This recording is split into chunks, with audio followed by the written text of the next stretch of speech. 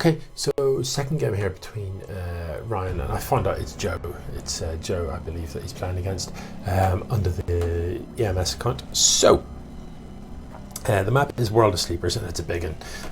It's a if we just pan across here, it is a long old map to get across. There's a long way to go before you get to your opponent's base. So it's a map that doesn't really lend itself to sort of marching across early because you've got such a long way to go. It's very easy to get up a second base. It always is in StarCraft, easy to get and secure your kind of natural. But you've got this interesting setup between the second and third bases, where you've got these mineral patches that only have 10 minerals in them. So that's just 2 trips for an SCV. What that means is that if your opponent wants, they can come through here by simply sending a couple of workers in front of their army to mine out these mineral patches so that you can walk through. So, if you've got a big defensive posture up here, your opponent can run past here with Hellions or something like that fast, or can do a pincer. There's all sorts of things. You might also choose to mine these out yourself to open up access to your third base, so you've got your 3 bases here and here. So that's the setup here. So yeah, it's a relatively straightforward map to macro up on, and the positions even of the 4th and 5th aren't too bad either in terms of defense, although the 5th is beginning to get a bit farther away. So let's see whether we do get a macro game, or let's see if it's going to be a rush or whatever. We've got Marines building from Ryan, so it seems unlikely that that's going to be a rush. If you're going to rush Marines, you're going to need more than 1 barracks. If you're going to be getting aggressive off 1 barracks, it's most likely going to be a Reaper or 2 early in the game. So EMS is building a couple of barracks. Last game we saw EMS build a lot of barracks. I wonder if we'll see a similar setup this time. What we didn't see was much in the way of tech from EMS, so it was very much barracks concentrated. Ryan did have a little bit of tech, a couple of sort of factory units, a couple of mech units, a couple of cyclones, but not a significant number, and no medevacs, no flying units from either player, which was quite notable. So we also saw previously that Ryan was able to basically wreck it when it came to the big fight with superior upgrades, and possibly a slightly bigger army, a slightly more technical army. So we'll see if he's going to go for a similar style. I mean, it worked last time. Why wouldn't you do it again? What I'd really like to see, though, is either of these players scout a little bit more and maybe get some harass on the go. Reactor building on this barracks means that this barracks can now train 2 units at a time. So when you've got a barracks, there's choices. You can build a tech lab like this one, which allows the barracks to build marauders, and you can also use the tech lab to upgrade, to research various sort of upgrades for your units. Or you can build a reactor like this one, which basically doubles the output.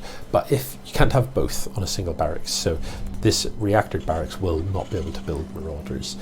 Terran buildings do fly, so should you change your mind, you can lift this off and land it somewhere else, but the reactor has to stay where it is. So one of the things that it's common to see Terrans do is build a tech lab so that they can research things like combat shield and STEM, and then once they've got that research done, they can lift off a factory and land it onto the tech lab to sort of save time so that you don't have to build another tech lab on your factory.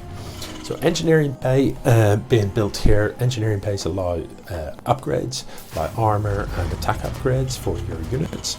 I'm kind of curious here that again we've got like these barracks, but they're not actually building anything. So building more barracks, in fact, but there's nothing being built from the barracks that you've got. So I don't know about that. Meanwhile, Ryan on the other side of the map is busy building stuff. We've got Marauders and Reapers coming out. We've got +1 attack.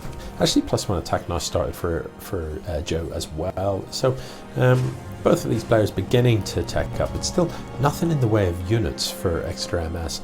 So right at this moment, if Ryan walks across the map, he wins the game.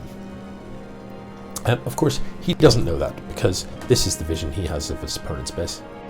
None. So, you know, this is kind of, there's definitely a lesson to be learned here about the importance of scouting. If you, you know, at various points in a game, it's interesting when you watch your own replays. It's surprising how often you can lose a game, and when you watch the replay, you realise that there was a window of opportunity where you could have won quite comfortably. You know, so should Ryan go on to lose this game, with this many barracks, once production starts from these, Exeter MS will have the ability to build an army very quickly and could potentially get into a very powerful lead. But for right now, you know, 24 units against 0, that just wins, that flat wins. This location for the expand is just bizarre. Why wouldn't you just do it here? Why wouldn't you just take the nearest one? I don't like this. There's no reason to expand further away than necessary. You know, in general, you want to be able to defend your expand so that if enemy units show up here to kill your workers, you want to be able to get to it as quickly as possible so you can defend it. Speaking of workers, there is an unacceptable number of idle workers just standing about here doing nothing. Get them to build more racks. Why not? Now, Exeter MS is overproduced here on barracks. I am all for having lots of barracks so that you can build lots of Marines simultaneously, but at present you just don't have the income to be constantly building Marines out of this many barracks, and you definitely won't have enough money to do it if you keep spending that money on more barracks. So I don't know how that's going to work out. Income-wise, you can see a pretty substantial lead for Ryan, pretty much double the income of his opponent, and that will prove problematic. So if anything, it's Ryan that needs to up his game in terms of increasing the number of production structures he's got, because he can definitely afford, you know, we're building up a stockpile of cash here. He can definitely afford to be producing units out of more than just 2 barracks. Again, we've got the Ghost Academy, and you can see he's researching cloaks straight away, so that is important research. It will enable him to get his ghosts cloaked, so that his enemy cannot see them without detection. That is very, very useful, because it's important to keep ghosts alive, because they're expensive units, but more importantly, if you want to drop a nuke on someone's head, if that's what you're aiming to do, then you've got to keep the ghost alive while that nuke comes down. We did see a nuke in the last game. Wasn't necessarily instrumental and wasn't decisive in any way, but it's still good fun to watch nukes come down, so you know, I don't mind it at all. This location for the sensor tower is not optimal, partially because you're going to want to build a command center here at some point, and you can't because of your own sensor tower. It also, if you look at the circle, this is the region it covers. There's gaps around both sides, so normally when you're building these sensor towers, one of the key purposes of them is to spot things like drops trying to fly into the back of your base, to snipe stuff. So you would generally position it so that the circle just goes up to the edge of the mini-map, so stuff can't sneak past there. But you know, these are minor gripes. It's early days in the tournament, and this is, after all, a noobs tournament, so you know, I'm not expecting everyone to be absolutely on it in terms of where they should be placing their buildings yet. So yeah, but you know, little things. So Ghost Academy is done researching cloak. We have got a ghost ready to rock, so I want to see nukes. I love a nuke. The factory is done here. What I'd really quite like to see from Ryan is a starport, so that he can even fly a ghost in.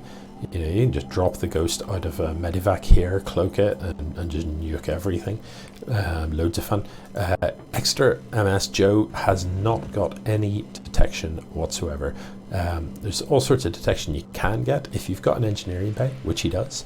He can get a worker to build a turret, and turrets act as detectors as well as shooting things in the air. These guys just are like, I can see the minerals, but I can't get to the minerals. I want the minerals, man. They're stuck because of this complete wall. Other options for detection are you turn your command center into an orbital command like this one, and with your command center selected, hit C, click the area you want to scan, and scans reveal cloned units. So you can see this tech lab has queued up combat shield and also concussive shell. Concussive shell is an upgrade for marauders. That means when they shoot stuff on the ground, they also slow it down temporarily. It's quite a good unit, especially if you're chasing an army. So it makes it impossible to run away from the marauders, basically, because they shoot you and slow you down. Really good upgrade to have against, for example, zealots, because it means that the zealots find it very hard to land any hits because they're getting slowed down as they try and attack. So Ryan doing a good macro job, but in terms of economy, but I'd really like to see him build more structures to produce from. You know, that's why this mineral bank is just building up and up and up. Extra MS, on the other hand, has the opposite sort of problem. He's got so many production structures, but look, only 2 of them are actually doing any building. So, you know, share the love and get all these other buildings working for you. You've bought them, you've invested in them, so why not get them up and running? Finally does transfer some workers here. These mineral patches that I was mentioning earlier, what you want to do is just, you know, set a couple of workers to mine from these, and that will open this up so that you don't have to walk this long walk around. Okay, I wonder when we're going to see a bit of action in this game. There's a lot of macro and a lot of standing about, and so what I'm going to do, you know, I do apologise to the players, but I am going to fast forward it a little bit. So let's speed things along. I don't actually have to talk fast to them, do I? I was about to just go into hyper mode and I start, but oh well. We can see some mech coming out of the factory here. Siege tanks, brilliant. Siege tanks in siege mode are a very, very powerful unit. And in general, when you watch a Terran game, you expect to see a lot of siege tanks. This is quite a lot of army, but not quite as much as Ryan has on the other side of the map. So we can see army supply at 80. If I look at the upgrades though, Ryan has got the better upgrades with +1 attack and +1 armor, and really importantly combat shield as well. Gives an extra 10 health to those marines. So even though the army is all up here, it's all in the back. If it comes to a fight right now, Ryan just flat wins it. There's also some mech units out here. Thors are tough things.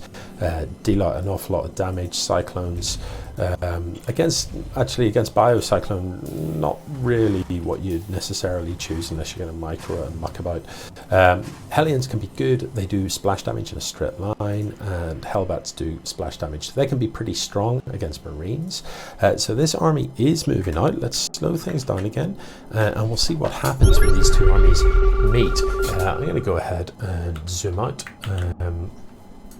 so that we get a quality bird's eye view. So Ryan knows that this is coming. He's got the sensor tower. He knows that this is about to kick off. So the sensor tower goes down. Ryan has moved his army down the ramp. This siege tank, if it was sieged up, it would just make such a huge difference. And we need to be careful here. Units don't want to get trapped on the ramp. As it has turned out, they have not. They've managed to make it down the ramp and get engaged there. Pity the ghosts aren't cloaked because they are going to get knocked off. So maybe we're not going to get to see that look after all.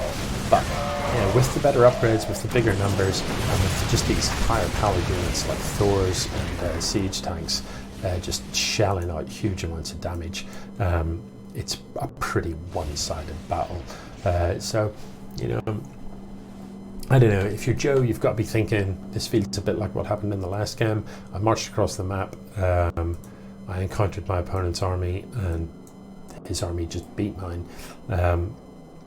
So how do you prevent that from happening? You need some more backbone to your army. If you're going to build a lot of marauders, that's fine, but build the upgrades for them. If you're going to get a lot of marines, marauders as your entire army, then you definitely need medevacs, because medevacs just make such a huge difference. They're flying units that heal your marines, so as the marines are getting damaged, they'll just heal them.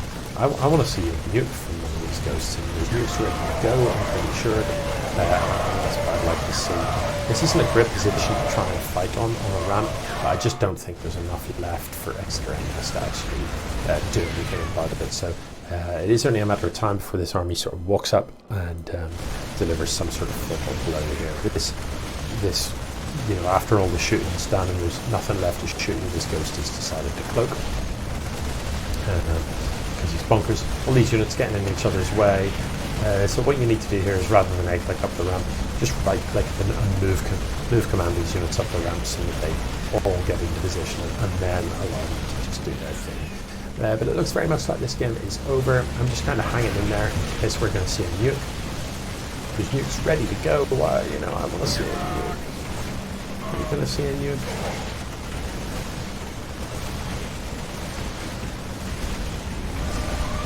There we go. Yeah. So this is going to hurt again. These SCVs are going to have a particularly bad time. Boom. Just like that. Is there going to be another nuke, perhaps? No, it's all good. Wow. Well, there we go. I don't know, man. You know, those battles looked pretty one-sided, and arguably they weren't necessarily as the games weren't necessarily as one-sided as those battles looked. But anyway, GG.